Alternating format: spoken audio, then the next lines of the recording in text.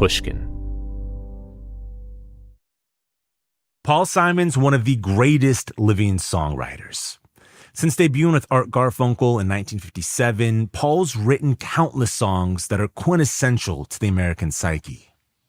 This year, at 81 years old, he's released the latest addition to his beloved catalog, 7 Psalms, to an outpouring of critical acclaim. In 2021, Malcolm Gladwell and Bruce Headlam released the audio original Miracle and Wonder: Conversations with Paul Simon. It's an intimate look into Simon's songwriting alongside never-before-heard live studio versions of hits including The Boxer, The Sound of Silence, and, of course, Graceland. If you haven't listened to Miracle and Wonder, I highly recommend checking it out. It's available on Audible and at pushkin.fm. This fall at Pushkin, we'll be releasing an updated version of the audiobook with a brand new chapter featuring even more from Malcolm and Paul's newly recorded deep dive into 7 Psalms. To celebrate this newest chapter in Paul Simon's 65-year career and the latest addition to Miracle and Wonder, on today's episode of Broken Record, Malcolm Gladwell sits back down with Paul to discuss the creation of his newest album. Paul explains why he feels music reviews are more about the writer than the piece of music being critiqued, and he talks about why many of his lyrics take a more conversational bent. He also recalls how the title for his newest record came to him in a dream after he considered never writing another piece of music again. This is Broken Record, liner notes for the digital age. I'm Justin Richmond. Just a quick note here. You can listen to all of the music mentioned in this episode on our playlist, which you can find a link to in the show notes. For licensing reasons, each time a song is referenced in this episode, you'll hear this sound effect.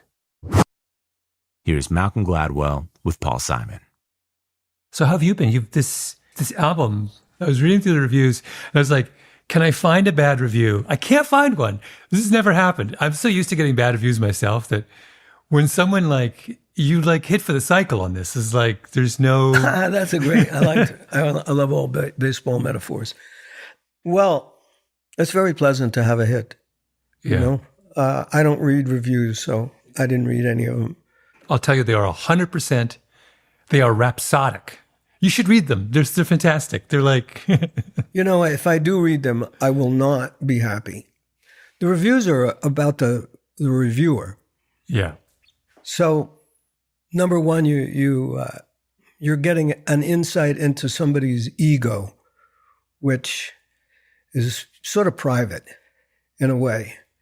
So I'm not really comfortable with that. Mm-hmm. Number two, some people get what I'm doing and other people don't really get what I'm doing. They still, evidently with these reviews, they still like it. Maybe even like it a lot. But they don't go to the reasons that I put there. So, I'll give you an example of things that I've heard, because I haven't read any. He's dealing with his mortality. I can understand that somebody would say happens not to be the case. You know, the way that I write, I would say from that they're probably mostly going on the song Wait.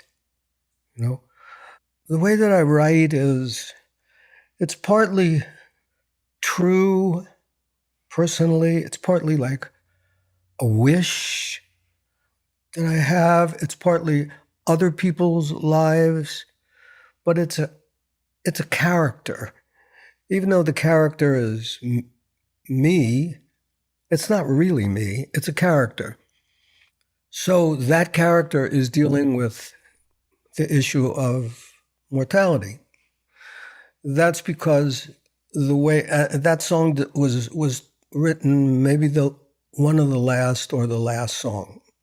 The reason that it's placed there is because that's a way to conclude the piece. So it's appropriate, but it's not consuming my time and thought. Of course, it's there, of course, but I'm not getting something out that I have to say.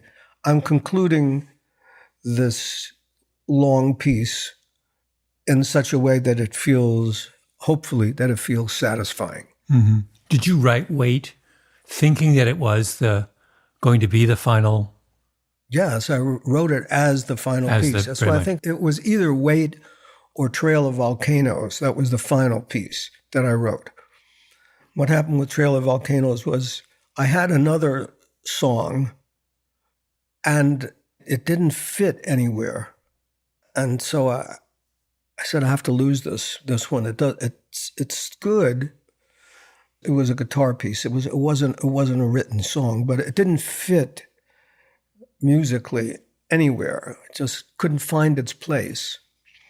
I was at that point in the construction of the piece or the album where my craftsmanship and my editing is dictating what I'm doing.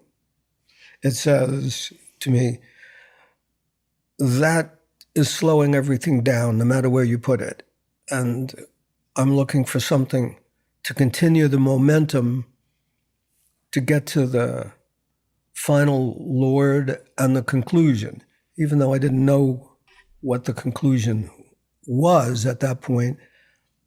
I understood from years of making records that it wasn't right for the set. So I tossed it out and I said, I need a piece that has more of a sense of rhythm than the rest of the album, because the rest of the album is very free rhythmically. There's no drums, there's no bass. But Trail of Volcanoes comes from a loop, a bell of bells. So it's got a real pulse to it. Even though I don't keep the bells going all the time, I remove them and bring them back. But that served a good purpose for where it was in the album, just in terms of your ear, not in terms of subject matter. So that piece was placed where it is in the album for those reasons, and the end piece is there also as an end piece. And then from those two decisions, I then wrote the lyrics.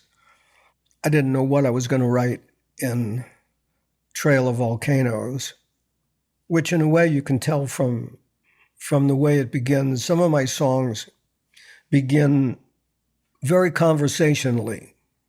To me, that's if I had to look at some old song and tell you what was I thinking, even if I couldn't remember it, I would say, oh, I didn't know what I was thinking. Mm-hmm. So I just began. In Trail of Volcanoes, it's when I was young, I carried my guitar. You know, that's a simple sentence. I don't know what the point of the piece would be, but I did have the line Trail of Volcanoes. It was in my notes. So that's what that song does. As it happens, it has an appropriate thought for the entire piece. But as far as the ear goes, it's the repetitive rhythm that gives the ear a sense of, I don't know, hopefully it gives it a pleasure after things have been sort of floating and not exactly arrhythmic, but not with a tight rhythm. Here's a loop.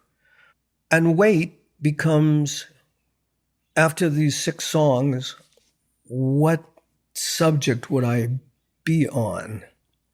And someone I played it for at that early stage said, having heard the first 6, and I just had the track for the 7th, said, hearing these first 6, I just feel like I really don't want to die. And there was the subject of Wait. So anyway, back to reviews and critics. That's how that came about. Mm-hmm. But if you were writing and saying, well, mortality is on his mind, it's not wrong to say that, but I'm not interested in it as a thought because it's not actually what I was thinking.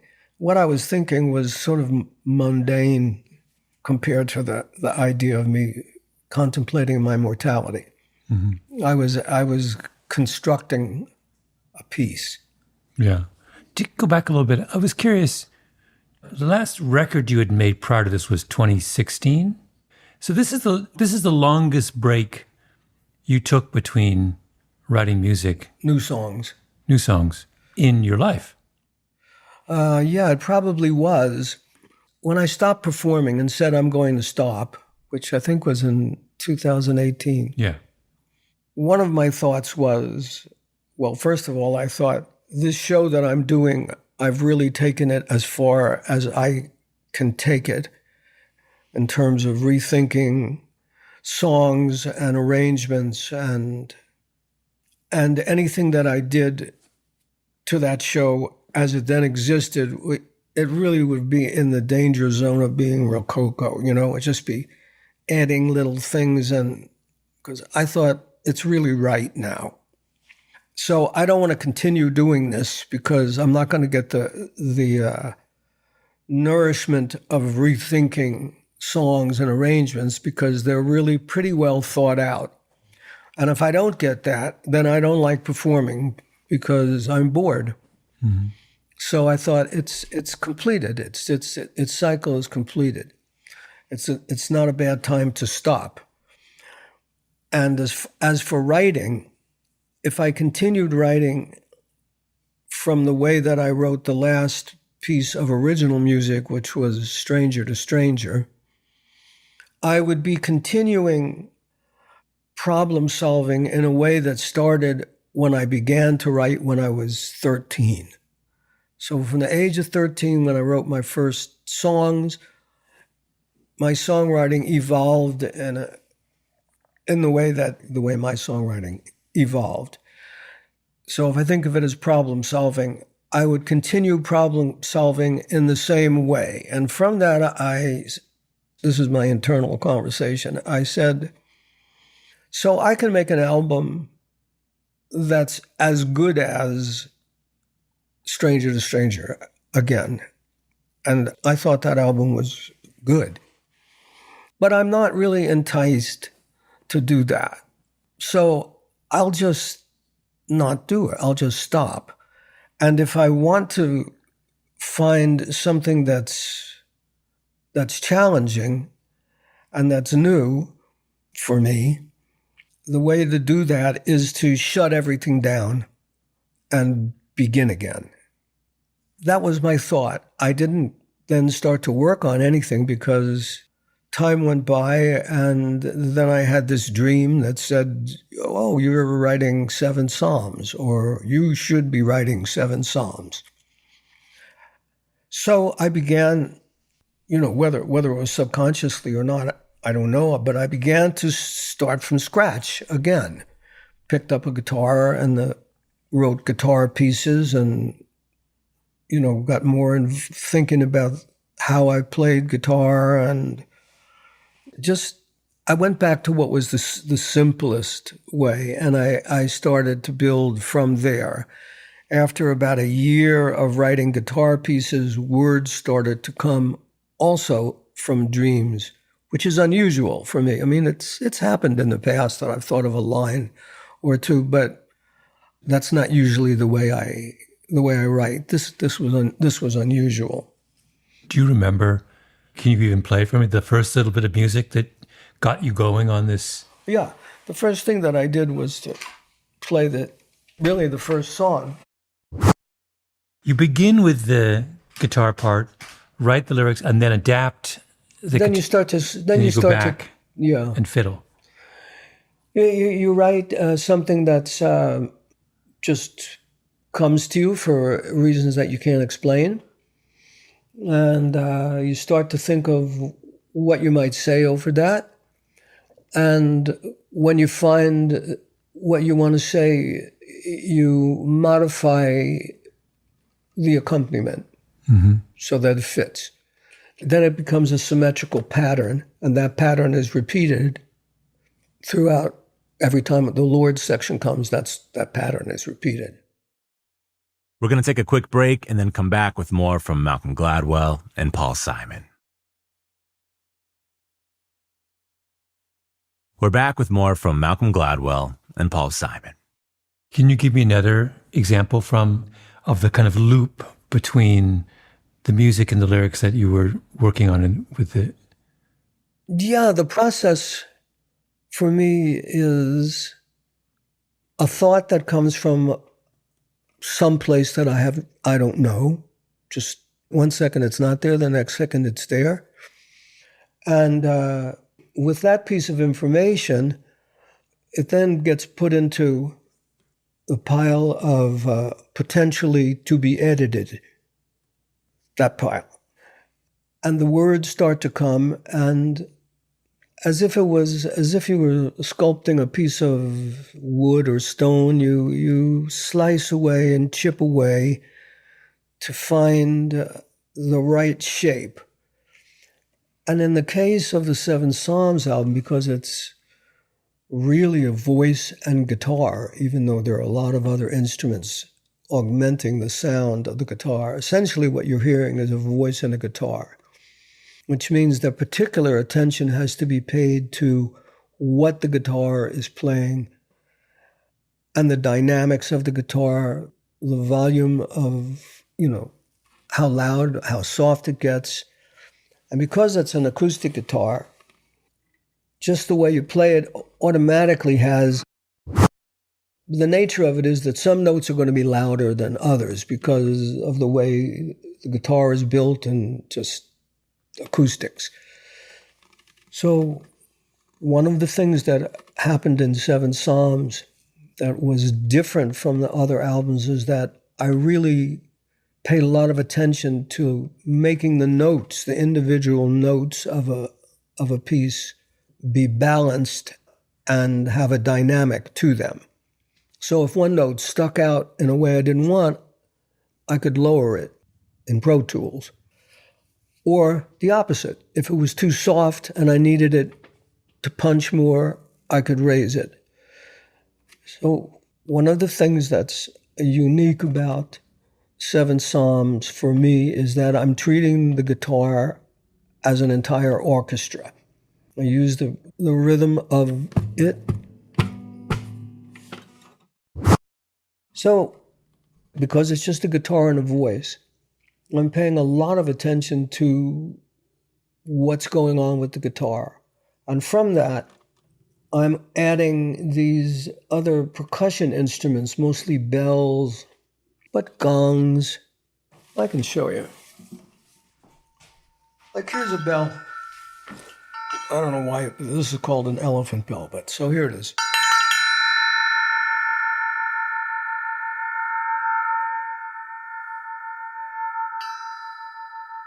It's not so much the hit that I'm interested in, it's the overtones that are going to continuing.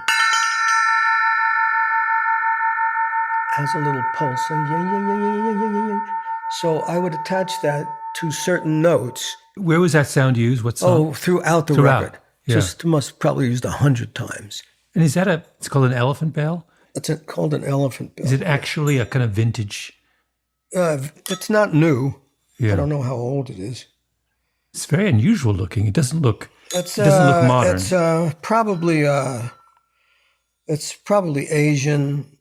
There's kind of claws on it. Yeah, it has. It's probably, out of the Indonesian world. Where did you get it? Well, I have a lot of different percussion instruments. Some I picked up on the road. Some are given to me by guys in the band because they knew I was interested in percussion. Mm. So over the years, I've collected a lot of it.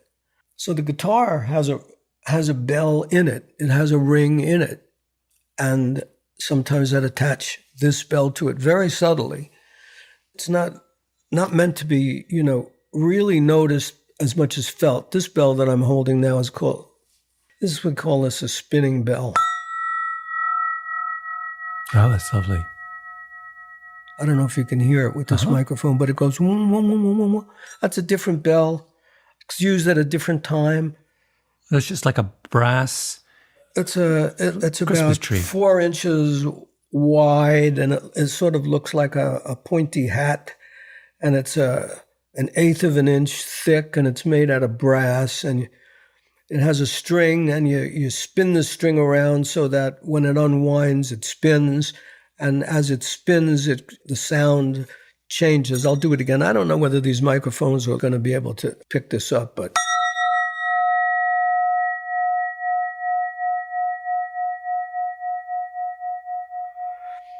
That's just one of 10 different sounds that I used.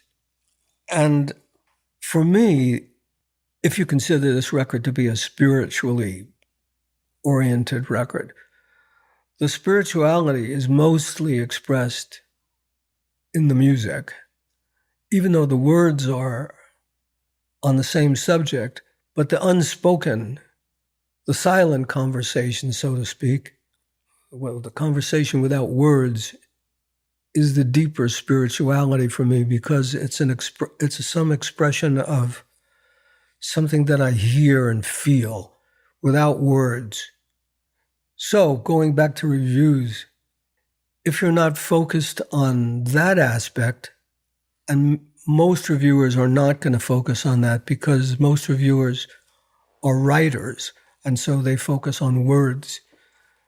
Some reviewers are musicians as well, and they hear these other things. When I was mixing the record, I played this for a musician friend of mine who happened to be in another adjacent studio. And he said, I like to listen to it at home. And then when he saw me the next day, he said, I kept thinking to myself, did I just hear, I thought I heard a glimmer of... And then I wasn't sure. I kept thinking throughout the record, did I just hear that sound that I imagined, or did I? That's exactly what I wanted. Who was the musician? It was Chris Thiele, who was a brilliant mandolin player. Mm-hmm. And he was hearing one of those percussion notes that he was hearing that, or it could have been any number of things, because there are so many subtle sounds used throughout this piece, so many. Mm-hmm. But the way I was hearing and the way he heard it was as if the sound stretched all the way to a horizon, and I could just about make out what the sound was in the farthest place away. So that's a very deep, not deep, intellectually or spiritually, but it has a deep visual perspective to sound. It goes way back. And it makes the guitar, this simple acoustic guitar, sound bigger. Anyway, that's what I'm trying to do. Mm-hmm. But wait, Paul, that was a review that you liked. I mean, effectively, he was a reviewer, and you liked what he had to... It's like, conceptually. Yeah, because what he said was exactly what I hoped for. His interest was really piqued, but he wasn't sure whether his interest was meant to be piqued or whether he imagined it. Well, that's great, because now you're really interested. Did I hear that? I loved his question. Did I hear that? Well, of course, the answer is yes, you did. And when you become aware that there's an entire conversation going on way in the background that's related to what's going on in the foreground with guitar and voice, then for me, as the composer, it's much more interesting. Mm-hmm. But that doesn't mean that when people listen to this record that they have to be aware of that. Most people, they're not supposed to be aware of it. It's just supposed to be pleasurable. You're just supposed to say, I really like that. Mm-hmm. Why? I don't know. I just liked it. That's fine. That's how most people hear musicians say, what was that sound? Because they're trained to do that. Yeah. Well, in this case, I was going to talk about the good problem is that the lyrics are so good that you get distracted. I listened to it several times, but one of the times I listened to it the way I remember listening to records in the day, when you'd have the lyrics from the album cover and you would read the lyrics as you were hearing them. And you do that, in one of your first or your second listens, just so you can kind of locate everything. Right. And I was doing that. I was doing this yesterday. And I was like, it was incredibly important because it made me focus for a moment on the poetry. And I was going to talk about this because I think the writing here is some of the best you've ever done. It's exquisite. And I say this now I'm responding as a writer, because I'm a writer. There's a little bit, for example, in my professional opinion, the line about the cows is as funny a line as you've written. No, I had that line for a long time. I heard two cows in a conversation. One called the other one a name, in my professional opinion. All cows in the country must bear the blame.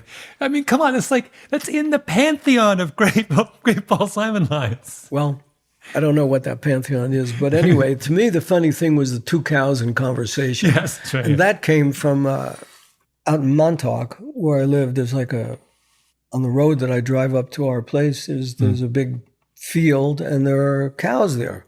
And, two cows were like leaning over the fence, and so I thought of that line and wrote it down. Yeah. It wasn't for anything. It was just a line that I saved. Yeah. And put in there. My professional opinion, I should say this really. I think the truth is that for people who enjoyed this record, the enjoyment is not enhanced by me explaining any of this stuff. I don't think it helps. It's better left unexplained. If it's your job to understand how records are put together, either you're a writer or you're a musician or you're a producer or an engineer, well, then you're really interested in it. But as a person who's not that and just an average listener, they don't need to know that I put this bell over here for this reason or that, or it's either an idea that works and people like it, and in this case, they seem to really like it, or it doesn't work, and people don't hear it, and they're not interested, which is also a fact that's going on too. There's a lot of people who never heard this, never will, and don't care. Yeah. Well, I want to go back to professional opinion for a moment, just because that was the one I was kind of fixating on. Can you talk a little bit about how the interaction between the music and the words in that case? This is about the structure of the entire piece. Mm-hmm. The first two songs, The Lord and Love is Like a Braid, they have a certain feel to them, more like ballads, and a certain mood. I don't know what you want to call it. It doesn't matter what you want to call it. It has a certain mood. So this again goes to me as an editor of the piece that I'm working on. I think the listener who has heard this first two songs, and it's probably about 8 or 9 minutes worth, they have inferred a certain mood about this piece. But I don't want that to happen. So I purposefully make the third piece to break that inference. So instead of having pieces that were, that's a very different mood. Don't stop. I'm enjoying myself. Oh. Well, the reason I can't remember, the reason I'm not playing more is that, I haven't played it in a long time. So I'm sort of going by muscle memory. Yeah. The reason when you said that this isn't really just an album about you confronting your mortality, and the reason I agree with that is that song, you're having so much fun. It's like there's everything. There's mischief in it. There's a little bit of street sass. Right. I can see you as a kid on the streets of Queens, like you're both commenting on and kind of mocking a little bit of the popular culture. I don't know. It's just like, it's not a song about a guy at the end of his life confronting his mortality. It's about a song about a guy in the middle of everything, like, Right. There's so much fun in that. It has fun and it has jokes. Yeah, it has. Yeah. Good morning, Mr. Indignation. So the mood of the first two pieces is changed, or hopefully is changed by the rhythm of this piece and the lyrics, which have jokes or humor in them, as well as their commentary. And by the end of the piece, the piece is summed up with all that really matters is the one who became us, anointed, and gamed us with his opinion. Mm-hmm. So that brings me back to the theme of where the entire piece is headed. Mm-hmm. And now I'm set for really the beginning of the album, Your Forgiveness. From here on, it's going to be sort of intense and growing. So the first two songs introduce you to the mood and the theme. The third song says, don't get too settled into that and think that this is not what people are thinking. Yeah. This is what I'm thinking as someone who's observing attention span of a listening audience, or imagining their attention span and trying to make it as enjoyable as possible by not allowing you to get bored too early.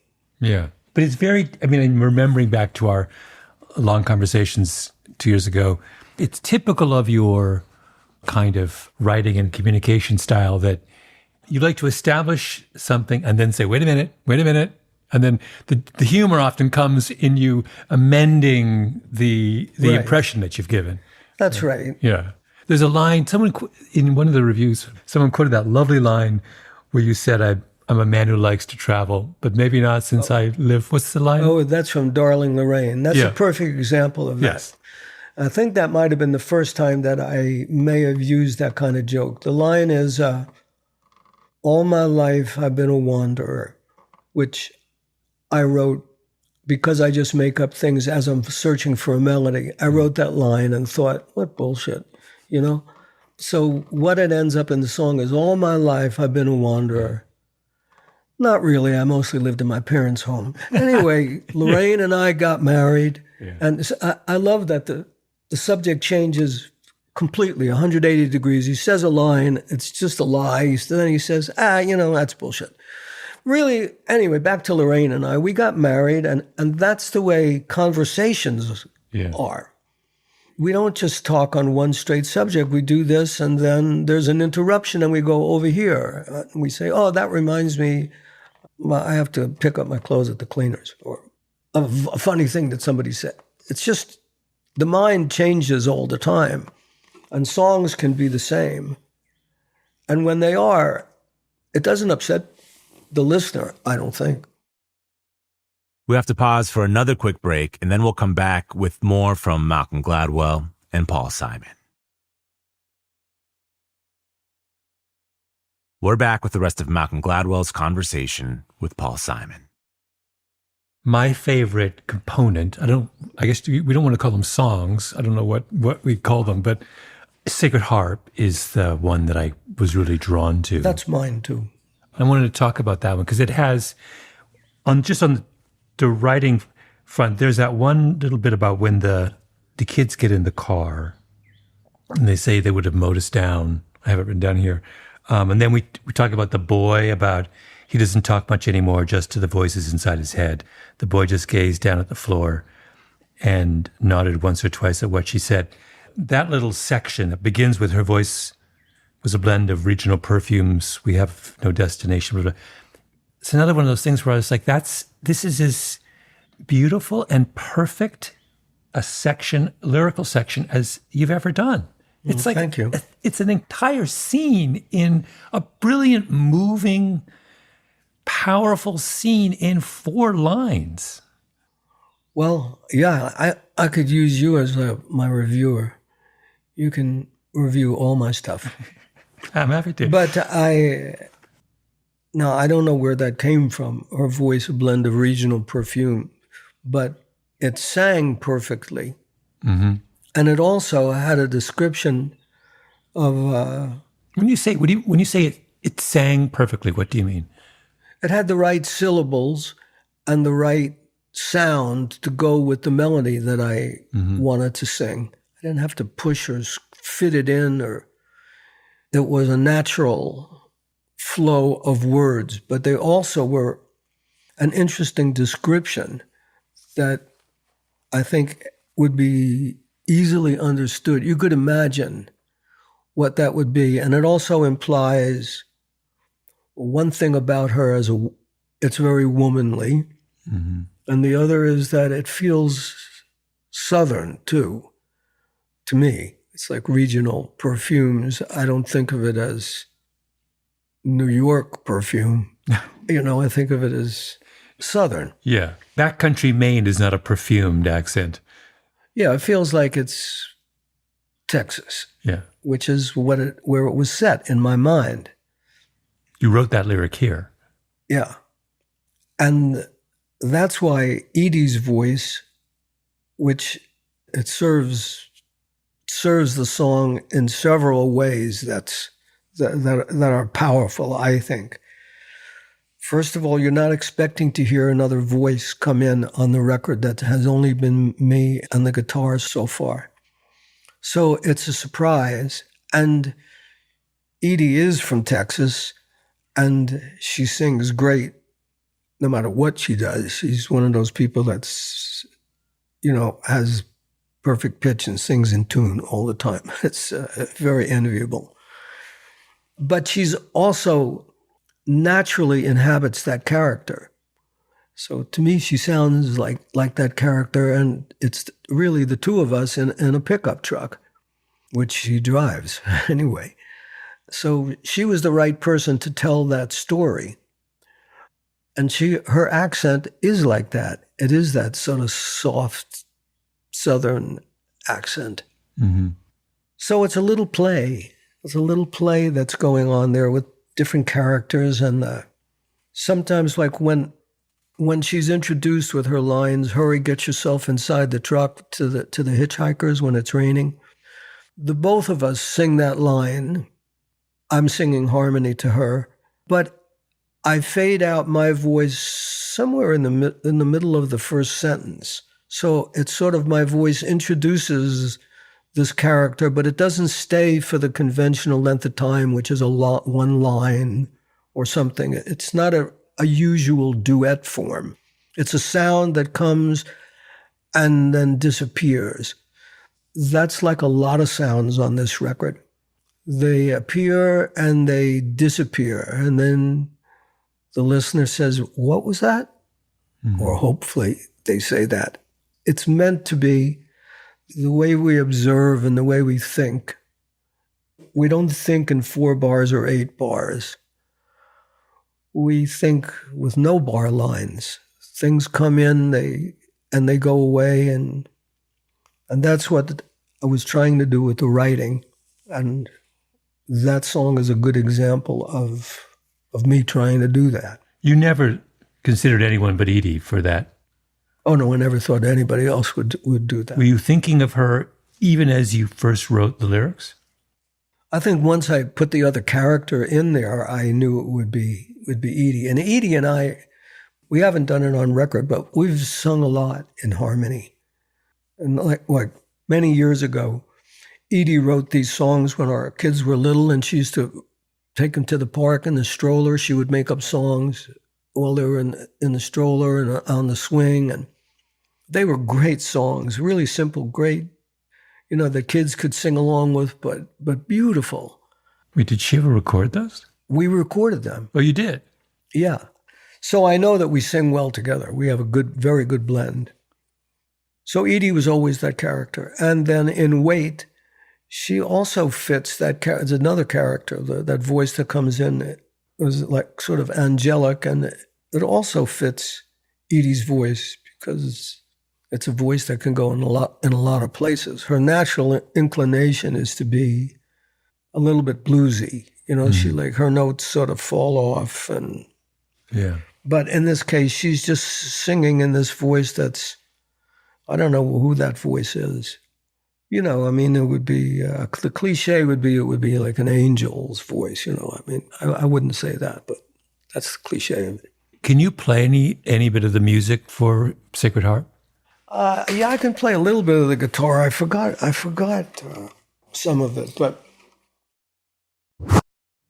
Why, when I said that was my favorite song, you said that's my favorite song too. Why is it your favorite song? Well, I love the duet. I really like the story. I like the way the voices come in and the way they dance with each other. Mm-hmm. I liked that little interval. I liked her voice, a blend of regional perfumes. I liked the way the mist turns from what she says in the beginning. The rain will turn to mist with any luck, and you can find a place to stay. That's what she says to the hitchhikers when they get in, because she's like, we, the drivers of the pickup, feel bad that it's pouring rain, but we're really not in the mood for hitchhikers. So it's like, come on in, but we're not going far, so we're telling you now it's not a long ride. It's the rain will stop. You can go and find a place to stay. Mm-hmm. At the end of the story, it's the ringing strings, the thought that God turns music into bliss. We left the pickup in the driveway. The moon appeared as amber in the mist, so that the mist becomes another meaning from the first time it's used. Things like that, as a songwriter, are satisfying because it came together. Mm-hmm. I'm always trying to make it come together, but it doesn't happen all the time. The emotional range in that song is what was what you're alluding to now, but that's what drew me. We have the generosity mixed with reluctance, which is one kind of emotion.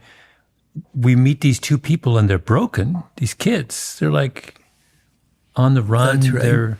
And then we end on this kind of, with the beauty of that image of the mist. I mean, it's like this song this is what I was saying, efficiency is a terrible word to use here, but the idea that in that compact segment, you can range through this variety of emotions and make us feel all of those things as you're going. Well, you say they're broken. They appear to be broken. My boy and me, we're refugees of sorts from my hometown. They don't like different there. They would have mowed us down, like weeds. Mm-hmm. So they seem like they're broken. He doesn't talk much anymore, just to the voices in his head. But really, they're seekers of spiritual bliss, the sacred harp that David played to make his songs of praise. We long to hear those strings that set his heart ablaze. They're the enlightened pair, really. Mm-hmm. It's an interesting story, I thought. Oh, it's gorgeous. It's odd. It's the one. As someone who was raised in the church, it's the song that's the most kind of explicitly biblical. Really, you could turn that into a hymn. It could be sung in a church. I'd get a lot of pleasure if it did find its way into that environment. I'd like that. That would give you a lot of pleasure because they would recognize. Because I like when songs go to different places. Mm-hmm.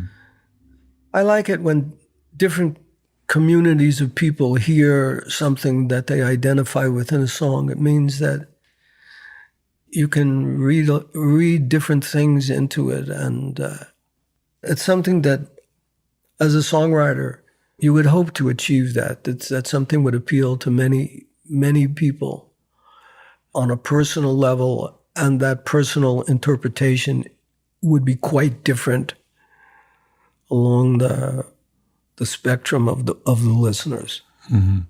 That would be a successful song. And it happens naturally with every song because, as we said when we had our long conversation, one of the things was that I believe that the listener completes the song.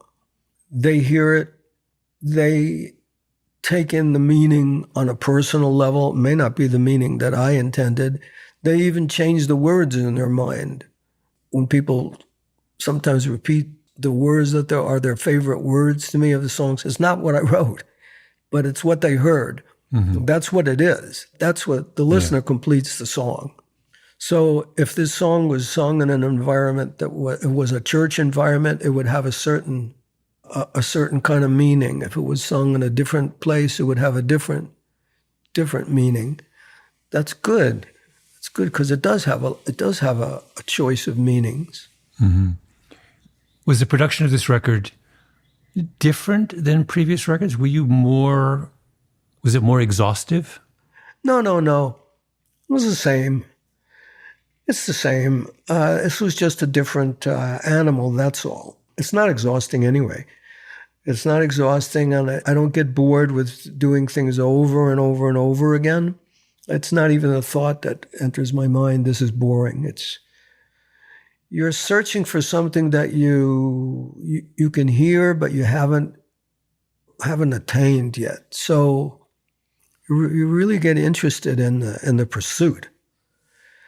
It's not boring. It's not exhausting at all. It's really, when you're hot on the trail, it's really exhilarating. Mm-hmm.